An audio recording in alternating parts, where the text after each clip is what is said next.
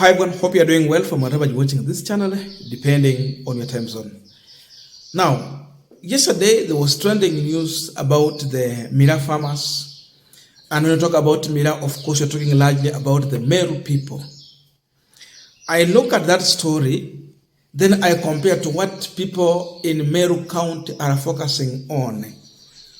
Then I realized that maybe Meru just made the most wrong decision. A very wrong decision to have very wrong people in office who focus on an issue that does not matter on the lives of the people. Imagine the government is now giving an ultimatum to Mira transporters. The ultimatum is very simple but so hard also. Rahisi lakini ngumu kiangalia kwa undani. And the Mira transporters have been asked to either register or obtain a license from Agriculture and Food Authority by December 31st for them to continue with the business of transporting Mira. If not, then they're going to face a 3 years jail term or a 5 million fine or both. Mambo ni hivyo. Watu wa Meru wengi walipigia Mheshimiwa Ruto kura. Na Ruto ako hapa. The man in charge of agriculture is their own son, Mithika Linturi.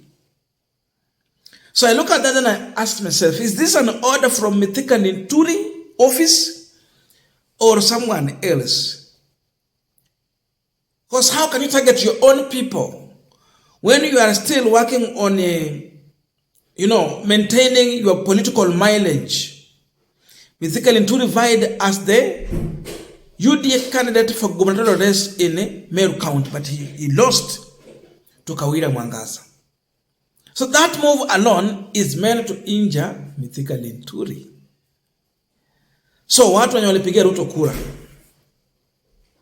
apart from governor, majority huko ni watu wa UDA. But governor was just unique. The rest is UDA.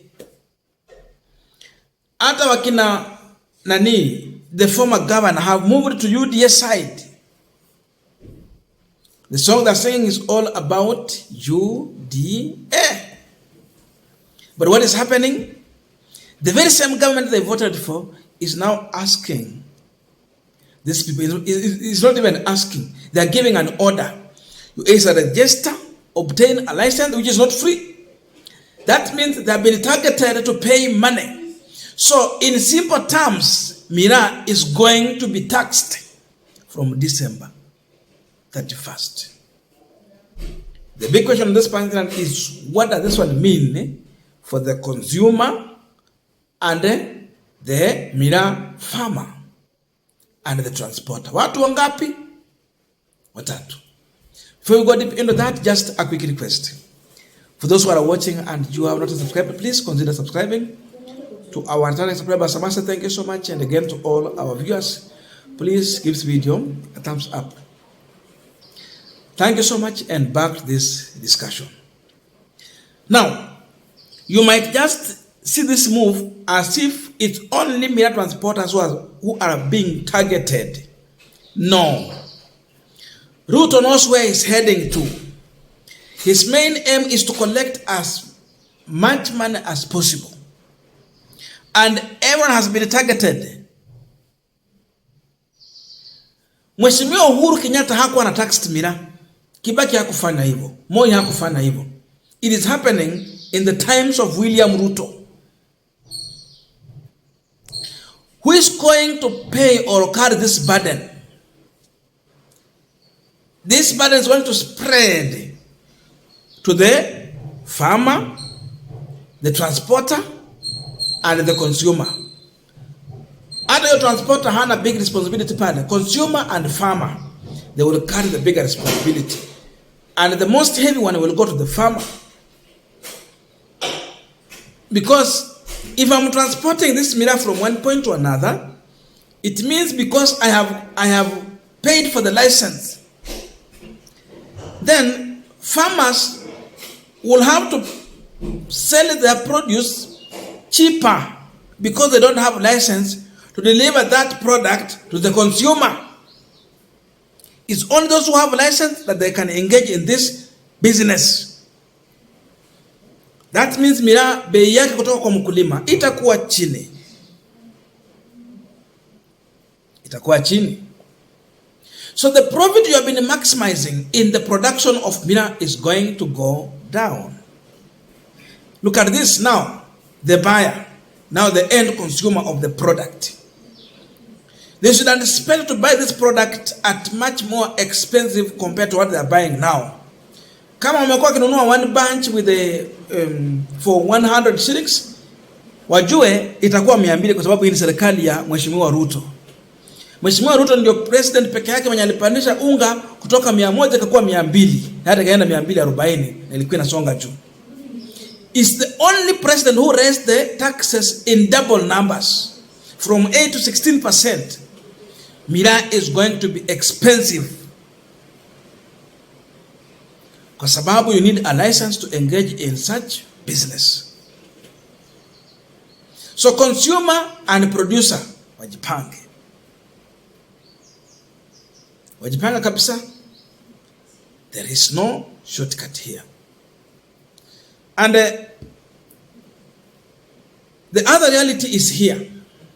Let's assume that you are a Mira farmer. At one point, you can get your product to the market. That means beside being a farmer, you will need now a license to carry your own produce from home upeleke kwa market. Look at that. This means that you can have your produce at home, but you cannot access market because you don't have a license. And for you to access, got a license. Hiyo ni ushuru lazima upewe Mheshimiwa Ruto. Sasa Mount Kenya wakati walikuwa naimba Uhuru must go, it is time for Ruto, maliza uende, kina Waramba. The man they supported, the last person, the man they believed in, is the one now is coming to finish them. His policies are so much dangerous to our economy, to our pocket, to our business, to our farms. So mmesikia wakulima wanawaambia sasa wale wakulima wa ng'ombe wajipange. Lazima kuwe na license ndio ufuge ng'ombe. Yoyote ni ushuru. So watu wa Mira, as you sing William Ruto song, as you see Mithika Linturi in government, as you see someone like Kithure Kindiki in government, as you see other people in this government, ask yourself a question: what benefit are you getting when Kithure Kindiki is employed as the CS for Interior? When Mithika Linturi is appointed as CS for Agriculture? How does this one benefit you? What is the trickle down effect of this appointment? Kama haiko, fikiria mara mbili. Mheshimiwa Ruto aliwadanganya. Now you are suffering. The worst is that it is more painful for a person who voted for this regime, believing that he is going to serve, his vote is going to be counted and serve his interest. Then it ends up that the person they voted for turned against them, betrays them, and he comes out with the punitive policies of collecting taxes, which impoverishes the people. Hey, mambo yameharibika. Mambo yameharibika.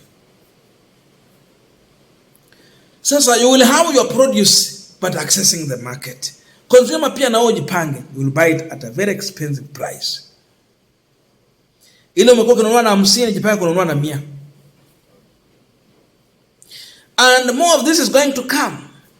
Imagine it's like Ruto is prohibiting us from just enjoying our produce. Ni kama umevuna tu mahindi kwa shamba na unaambiwa ya kwamba hiyo mahindi ndio uuze kwa market, ulipe ushuru, ukuwe na license ya kuuza mahindi. And soon will come for tea and coffee farmers. Utembee na tea hapa, atasema ukuwe na license ndio uuze. Mambo yameharibika. The worst is also that when they collect these taxes, we cannot see anything. They cannot account for the taxes they are collecting. It's huge taxes. His focus is more on collecting more. And I said, I will always repeat this, Ruto is listening to IMF, World Bank, more than he's listening to the taxpayer who is a Kenyan, also an electorate. Hasikizi nyinyi wapiga kura na wale ambao wanatoa ushuru. Yule anasikiza yule tu mwenye kumpea masharti ya mikopo, but not the person who's going to pay that debt. Hiyo ndio sasa uongozi wa Mheshimiwa Ruto. Watu wa Meru mjipange. It is time to learn a political lesson. The next time, you have to make one of the most informed decisions on ballot.